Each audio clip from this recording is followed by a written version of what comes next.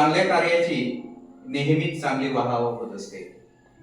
मित्रो, आपल्याला आश्चर्य वाटेल, सध्याचे खासदार आणि त्यावेळेचे महाराष्ट्राचे मुख्यमंत्री माननीय नारायणराव राणे साहेब यांच्या हस्ते आमच्या ह्या आदर्श शिक्षकांचा, माननीय दुधाणे सर यांचा आदर्श क्रीडा शिक्षक म्हणून सिंधुदुर्ग जिल्ह्याला सत्कार झालेला आहे.